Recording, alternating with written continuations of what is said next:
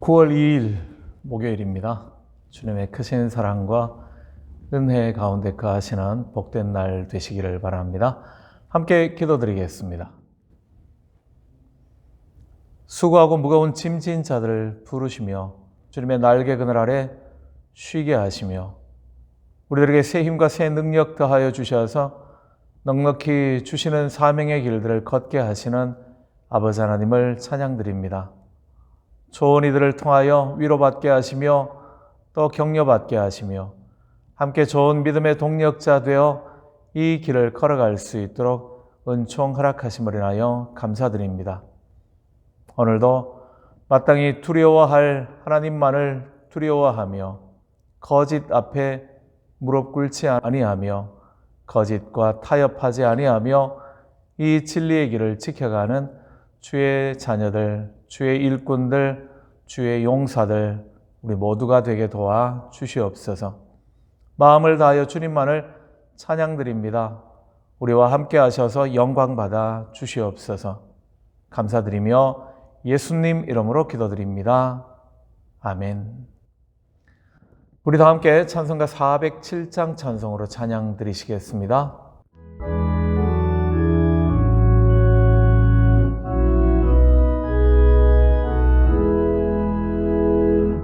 주와 함께나 죽었으니 그 주와 함께나 살았도다.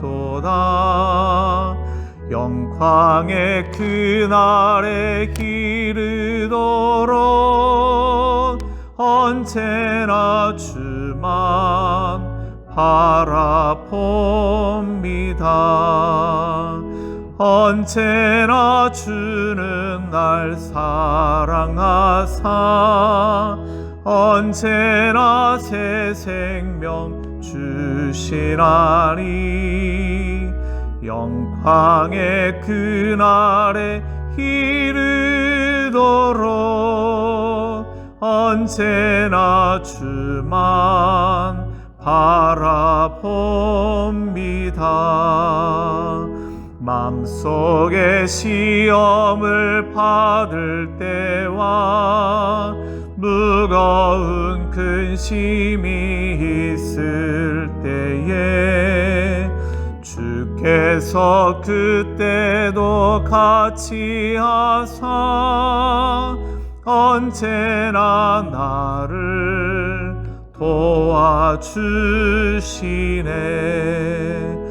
언제나 주는 날 사랑하사 언제나 새 생명 주시나니 영광의 그날에 이르도록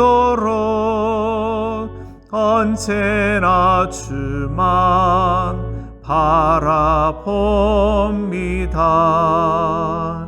뼈 아픈 눈물을 흘릴 때와 쓰라린 마음으로 탄식할 때 주께서 그때도 같이 하사 언제나 나를 생각하시네. 언제나 주는 날 사랑하사 언제나 새 생명 주시나니 영광의 그날에 이르도록 언제나 주만 바라봅니다. 내 몸의 약함을 아시는 주 못 고칠 질병이 아주 없네. 괴로운 날이나 기쁜 때나 언제나 나와 함께 계시네. 언제나 주는 날 사랑하사 언제나 새 생명 주시나니 영광의 그날에 이르도록 언제나 주만 바라봅니다. 아멘.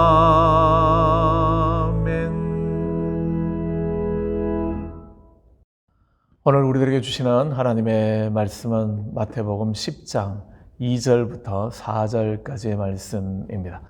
우리 함께 봉독하시겠습니다.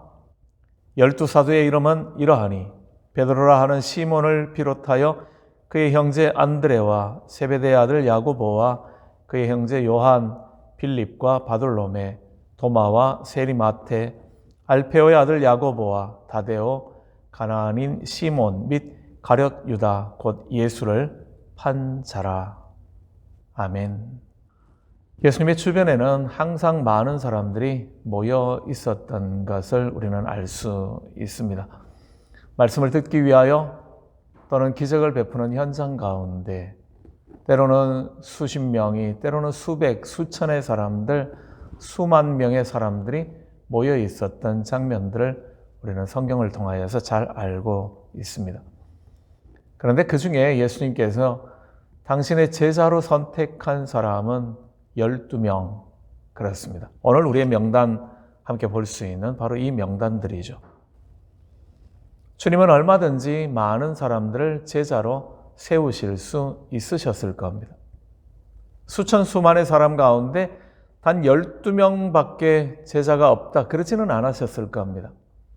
그러나 주님께서 그 많은 사람들 가운데 기준대로 주님이 원하시는 대로 12명만 뽑아서 당신의 제자로 데리고 다니시며 그들을 훈련시키셨습니다.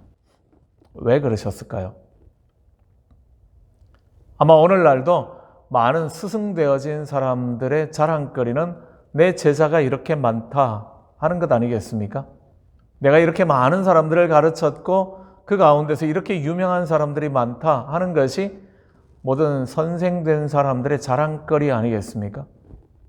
근데 예수님은 많은 제자들을 둘 수 있지만 12명만 골라서 제자로 만드셨고 공생의 3년의 기간 가운데 그들만 가르치시며 훈련시키시는 그러한 모습을 보게 됩니다. 아마 이렇게 우리는 말할 수 있을 겁니다. 정말 온전하게 그 스승의 정신과 스승의 뜻과 계획함을 물려받는 제자를 세우는 것은 결코 만만한 일이 아니라는 거죠.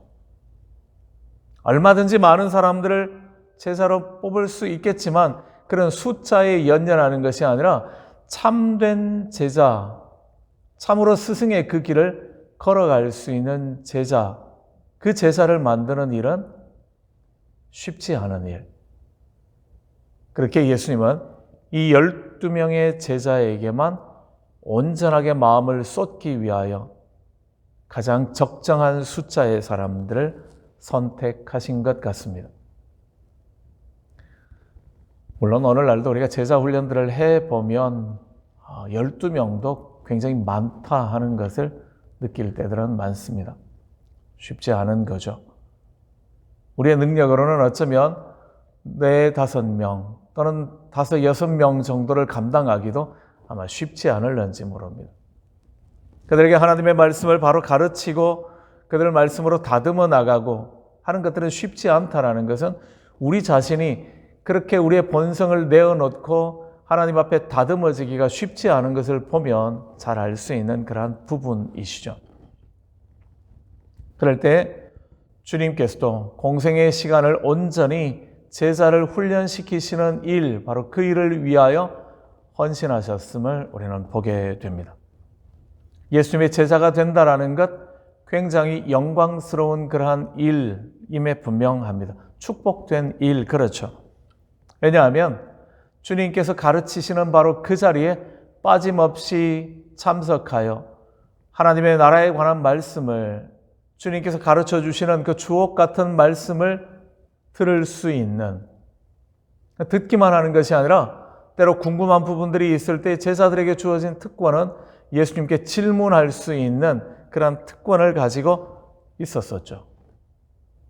그래야 그들은 주님이 말씀하시는 의미가 무엇인지를 확인하는 그러한 자리에 설 수 있었기 때문입니다.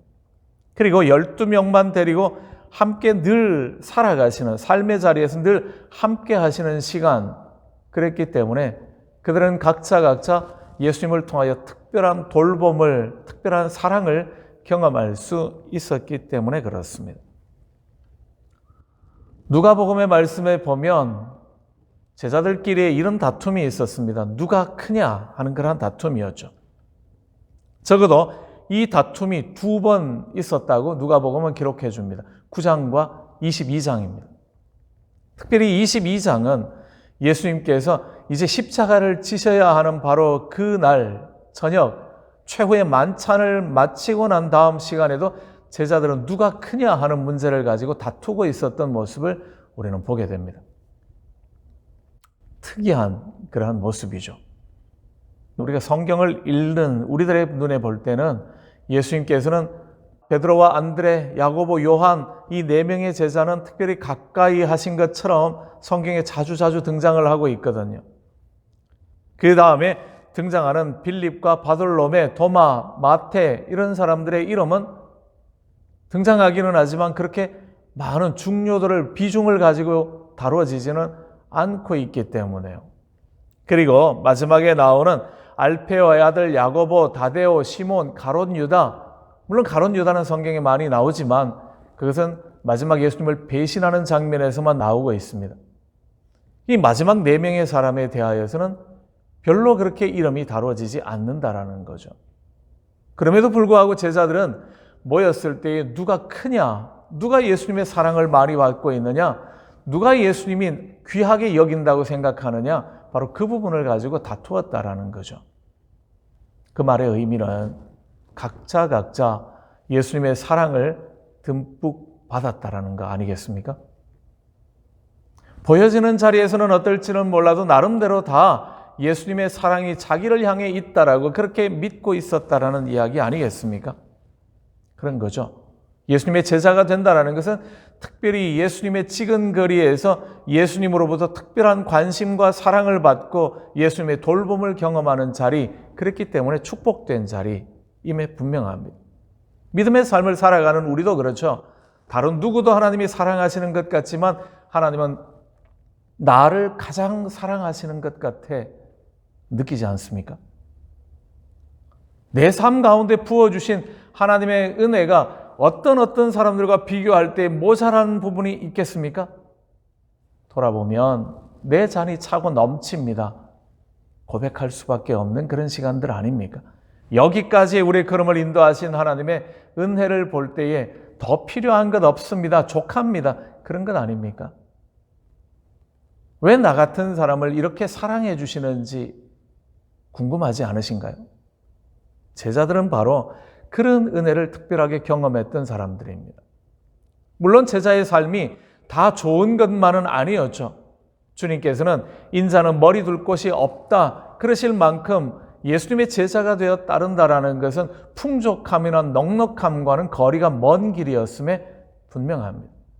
때로 예수님은 그의 사역의 길들이 얼마나 버겁고 힘든 시간이었는지 모릅니다. 많은 오해를 받고 많은 핍박을 받기도 했기 때문에요. 서기관들이나 바리새인들을 통하여서 예수님이 귀신의 왕의 이름을 의지하여서 귀신을 쫓아낸다 하는 소문도 났고요. 그래서 예수님 미쳤다라는 소리를 듣고 예수님을 찾기 위하여 친족들이 나왔던 적도 있었기 때문에요. 쉽지 않은 그런 사역의 현장들, 그렇지 않습니까? 예수님을 따라다닌다라는 것은 그래서 결코 유쾌하지만은 않을 수 있는 길이죠. 주님이 말씀하시는 것처럼 나를 따라오려거든 자기 십자가를 지고 따라야 한다.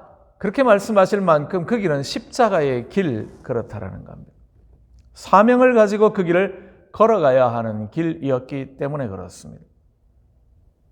만만치 않은 길이기는 하지만 예수님의 제자들은 모두가 다 그 길을 끝까지 잘 달려갔던 사람들, 그렇습니다. 그것이 얼마나 복된 자리인가를 알고 그 자리에서 흔들림 없이 믿음을 지켰던 사람들 그렇습니다. 세상에서는 많은 것들을 누리거나 얻지는 못했지만 하나님 나라의 귀한 일꾼으로 남게 되었다라는 거죠. 모두가 다 그랬던 것은 아닙니다. 오늘 제자의 명단 가운데서 한 사람 안타까운 이름을 발견하게 되어지죠. 가룟 유다 그렇습니다. 오늘 본문도 그가 예수님을 판 자라 그렇게 기록을 합니다. 마치 지난 주일날 우리가 말씀 나누었던 것처럼 제사장으로 부름받았던 스마야였지만 그가 뇌물을 받고 느헤미야의 일을 방해하는 자리에 섰던 것처럼 은혜의 자리 가운데 부름받았지만 모두가 다 복된 길을 걸어갔던 것은 아니었다라는 거죠. 자기의 이름에 오명을 남기는 사람이 있었습니다. 가롯 유다죠. 주님의 사랑을 듬뿍 받았던 그도 나도 큰 사람이야. 주님의 사랑이 이만큼 커. 그렇게 말했던 사람이었지만 그는 결국 예수님을 배신하는 자리에 섰던 사람입니다. 주님으로부터 차라리 그는 나지 아니하였더라면 제게 좋을 뻔하였느니라 하는 말씀을 들을 수밖에 없었던 사람 그랬습니다. 우리는 이렇게 기억하셔야지만 합니다. 은혜 받을 수 있는 자리에 있다고 해서 모두가 다 복된 결과를 가져오지는 않더라는 겁니다. 그렇게 우리는 끝까지 자기의 믿음을 잘 지켜나가야지만 합니다. 겸비해야 한다라는 거죠. 교만한 자리에 서서는 안 된다라는 겁니다. 나 자신을 쳐서 복종시키는 일을 게을리하게 되어지면 우리는 언제든지 사탄의 유혹 앞에 넘어질 수 있고 미혹당할 수 있는 자들이라는 겁니다. 산발랏과 도비아와 게셈 같은 사람들이 있기 때문이죠. 뇌물을 주면서 유혹하여 넘어뜨리려고 하는 사람들이 있기 마련이라는 겁니다. 실컷 믿음의 길을 잘 달려놓고 마지막에 가서 엉뚱한 길들로 달려가게 되어지는 그러한 이들도 우리는 많이 만날 수 있기 때문에 그렇습니다. 하나님의 말씀이 과연 그러한가 그 앞에 서시며 우리가 하고 있는 방법들이 하나님이 기뻐하실 바로 그 일인가 다시 늘 점검해 보실 수 있기를 원합니다. 주님의 부르심을 받은 자들, 응답하여 나온 사람들, 그들이 조심해야 할 것, 끝까지 믿음의 길을 지켜가기 위하여 나 자신을 지켜나가는 겁니다. 선줄로 생각하는 사람은 넘어질까 조심해야지만 합니다. 교만은 패망의 선봉이 되어지며 거만한 마음은 넘어짐의 앞잡이가 되기 때문에 그렇다라는 거죠. 주님 앞에 부름받은 믿음의 사람으로서 우리의 선 자리들을 잘 분별하시며 오늘도 끝까지 믿음의 길을 조심스럽게 잘 달려가시는 하나님의 사람으로 승리하시기를 주님의 이름으로 축원합니다. 함께 기도드리겠습니다. 우리 자신들의 믿음을 위하여 신앙의 삶을 위하여 함께 기도하는 시간을 가지고요. 또 교회를 위해서 기도해 주시면 고맙겠습니다. 함께 기도드립니다.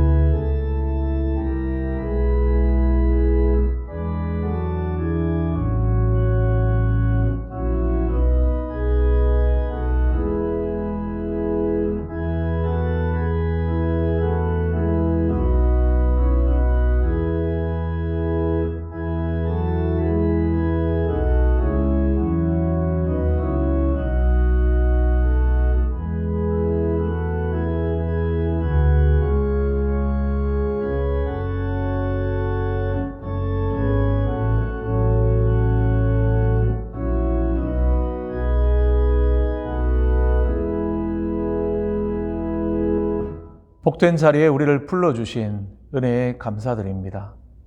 아버지 하나님, 주님 허락하시는 바로 그 자리까지 믿음의 흔들림 없이 좌로도 우로도 치우침 없이 이 길을 걷게 하여 주시기를 간절히 원하며 수많은 미혹하는 자들의 미혹 때문에 우리의 길이 어지러워지지 않게 하여 주시옵소서. 오늘도 주님의 은혜만을 바라보며 주의 말씀의 자리에만 굳게 서기를 원합니다.